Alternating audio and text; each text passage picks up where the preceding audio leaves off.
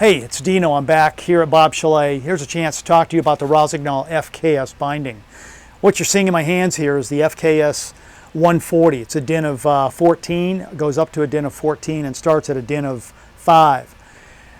A new binding this year, the FKS 120. This will be a binding that's going to start at a din of 4 and go up to a din of 12. Becomes a binding a bit more affordable and designed for a bit lighter weight skier.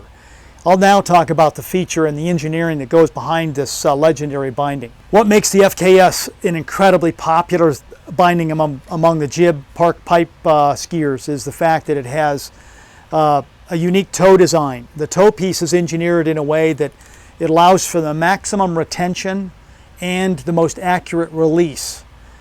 And that comes from the fact that the binding uses what we call a stationary or fixed AFD, anti-friction device. You'll notice how wide it is. So as you load a ski from one edge to the other, being a solid anti-AFD, a solid Teflon AFD, it maximizes its ability to give you pressure to the edge. The second thing is, it's the only binding on the market that's able to retain contact to your ski boot in 4 places. The 2 gliders, the rollers you see on the bottom, and the 2 upper wings. The way this toe is engineered is it's going to be able to sense the direction of release that's needed, but yet at the same time give you maximum retention and hold during the turn.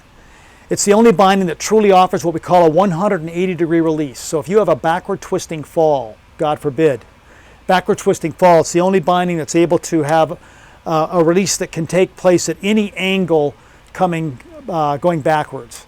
Very, very, very sound toe piece. The heel piece.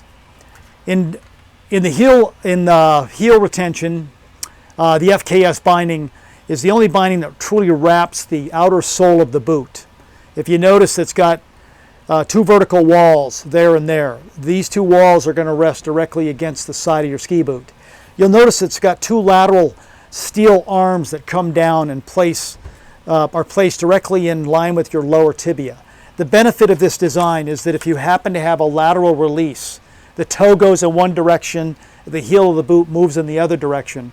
This pivot point is in direct line of your lower tibia, so it allows for an incredibly smooth and efficient release. This is the only binding on the market that has a 25 millimeter upward travel before you're actually going to release. So a clear benefit of somebody who's catching huge air and they just don't want to have the binding pre-release on them. The final big benefit of this binding is too the fact that it's the only binding that the mounting points where the screws go into the ski, it's the closest positioning of the heel piece relative to the toe. It allows for a ski to have a much more natural flex. So that's your legendary FKS 140.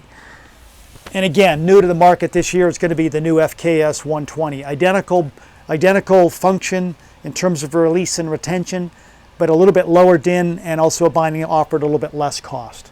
Thanks. Have a good day.